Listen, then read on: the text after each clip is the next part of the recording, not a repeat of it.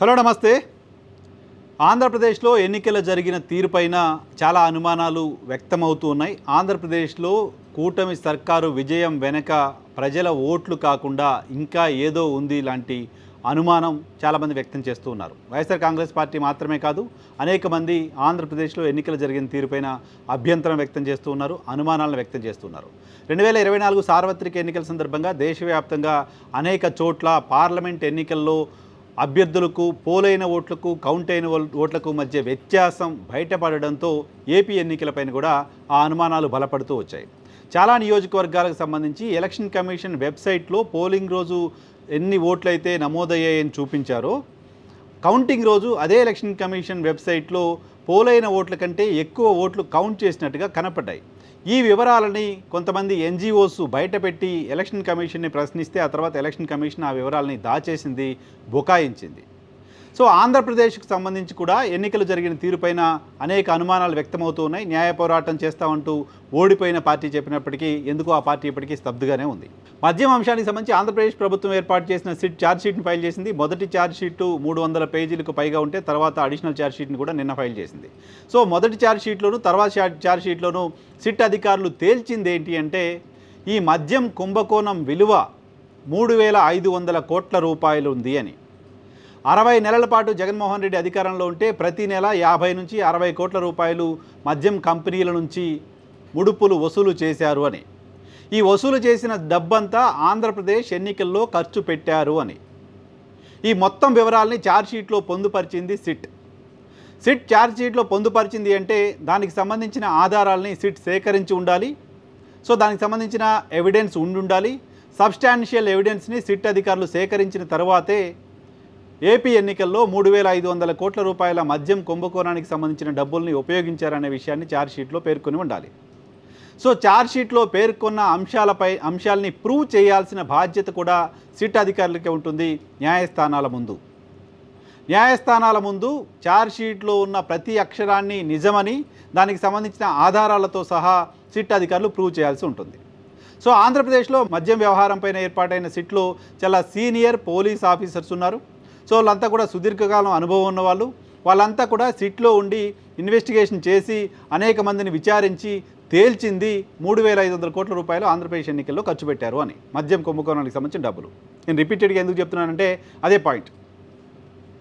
So ఈ 3,500 కోట్ల రూపాయలని వైఎస్ఆర్ కాంగ్రెస్ పార్టీ ఆంధ్రప్రదేశ్ ఎన్నికల్లో ఖర్చు పెట్టింది అని ఆంధ్రప్రదేశ్ ప్రస్తుత ప్రభుత్వం వేసిన సిట్ తేల్చి చెప్పింది. సో దీని ప్రకారం ఆంధ్రప్రదేశ్ ఎన్నికలు ఫ్రీ అండ్ ఫెయిర్గా జరగలేదు. 2024లో జరిగిన ఆంధ్రప్రదేశ్ అసెంబ్లీ ఎన్నికలు డబ్బుల ప్రవాహం లేకుండా జరగలేదనే విషయాన్ని కూటమి సర్కారు ఏర్పాటు చేసిన సిట్ తేల్చేసింది. మరోవైపు ఎలక్షన్ కమిషన్ ఏమో ఎన్నికలు ముగిసిన తర్వాత మేము ఆంధ్రప్రదేశ్లో ఎన్నికల్ని ఫ్రీ అండ్ ఫెయిర్గా, ఎలాంటి ప్రలోభాలు లేకుండా, ఎలాంటి బెదిరింపులు లేకుండా, ఎలాంటి మనీ ప్రవాహం లేకుండా ఎన్నికలు నిర్వహించామని ఎలక్షన్ కమిషన్ చెప్పింది. సో ఎలక్షన్ కమిషన్ చెప్పిన దానికి ఈరోజు సిట్ అధికారులు ఛార్జ్షీట్లో పేర్కొన్న దానికి వ్యత్యాసం ఉంది. ఈ నేపథ్యంలో ఆంధ్రప్రదేశ్లో 25 పార్లమెంటు స్థానాలకు పోటీ చేసిన జై భీమ్రావ్ భారత్ పార్టీకి సంబంధించిన అభ్యర్థులు ఎలక్షన్ కమిషన్కు ఫిర్యాదు చేశారు. ఈ ఎన్నికల్లో మేమంతా ఓడిపోయాము. మేము ఓడిపోవడానికి కారణం అప్పటి అధికార పార్టీ వైసీపీ చాలా పెద్ద ఎత్తున ధన ప్రవాహాన్ని ఎన్నికల్లో పారించింది. 3,500 కోట్ల రూపాయలని వైసీపీ ఎన్నికల్లో ఖర్చు పెట్టింది. వైసీపీ ఈ స్థాయిలో డబ్బులు ఖర్చు పెట్టడం కారణంగానే మా పార్లమెంట్ అభ్యర్థులు, అసెంబ్లీ అభ్యర్థులంతా ఓడిపోయారు. కాబట్టి ఈ ఎన్నికల్ని రద్దు చేయండి అని ఎలక్షన్ కమిషన్కి వెళ్ళింది జై భీమ్రావ్ భారత్ పార్టీ. 25 మంది పోటీ చేసిన అభ్యర్థులు ఎలక్షన్ కమిషన్కి మేరకు కంప్లైంట్ చేశారు. కంప్లైంట్ చేసిన అభ్యర్థుల దగ్గర ఉన్న ఆధారం ఏంటి అంటే సిట్ అధికారులు వేసిన ఛార్జ్షీట్. సిట్ అధికారుల ప్రకారం ఆంధ్రప్రదేశ్లో ఫ్రీ అండ్ ఫెయిర్ ఎలక్షన్ జరగల, డబ్బుల పంపిణీ జరిగింది. డబ్బుల పంపిణీతో ఫ్రీ అండ్ ఫెయిర్ ఎలక్షన్ జరిగినప్పుడు డబ్బుల ప్రవాహం అక్కడ చాలా పెద్ద ఎత్తున ఉన్నప్పుడు ఆ ఎలక్షన్ని కన్సిడర్ చేయాల్సిన అవసరం లేదు, రద్దు చేయాలి. ఓట్లు కొనుగోలు చేసి ఒక పార్టీ ఎన్నికలకు వెళ్ళింది. ఆ విషయాన్ని ప్రస్తుత ప్రభుత్వం నేతృత్వంలోని సిట్ ప్రూవ్ చేస్తోంది. అటువంటిప్పుడు ఆ ఎన్నికల్ని వ్యాలిడ్ ఎలక్షన్గా ఎలా చూస్తారు? కాబట్టి రద్దు చేయండి అంటూ జై భీమ్రావ్ భారత్ పార్టీ ఎలక్షన్ కమిషన్ని ఆశ్రయించింది. ఎలక్షన్ కమిషన్ దగ్గర నుంచి ఇప్పటివరకు సమాధానం లేదు. ఎలక్షన్ కమిషన్ నుంచి సరైన సమాధానం రాకపోతే సుప్రీంకోర్టుకు వెళ్తామంటున్నారు జడ శ్రవణ్ కుమార్.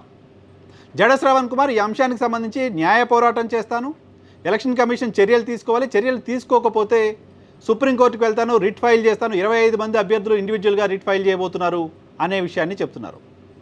సో అదే కనుక జరిగితే సుప్రీంకోర్టు కనుక ఈ కేసును తీసుకొని విచారణ చేస్తే ఆంధ్రప్రదేశ్ ఎన్నికలు రద్దు అవుతాయా అంటే రద్దు కావడానికి సంబంధించిన ఆస్కారం కనపడుతోంది.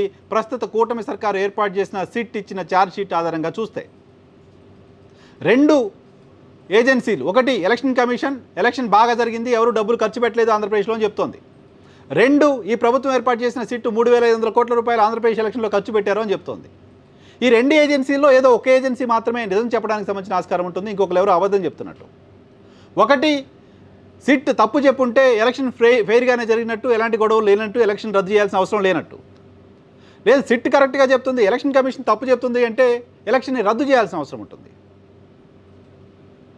ఓ ఇన్వెస్టిగేషన్ ఏజెన్సీ చెప్పిన దాన్ని కోర్టులు కనుక బిలీవ్ చేస్తే, సిట్ చెప్పిన అంశాన్ని, సిట్ 3,500 కోట్ల రూపాయల ఎలక్షన్లో ఖర్చు పెట్టారని చెప్తున్న అంశాన్ని కోర్టు కనుక కన్సిడర్ చేస్తే, కోర్టు ముందు సిట్ కనుక ప్రూవ్ చేయగలిగితే ఆంధ్రప్రదేశ్ ఎన్నికలు రద్దు కావడం తప్ప వేరే మార్గం లేదు.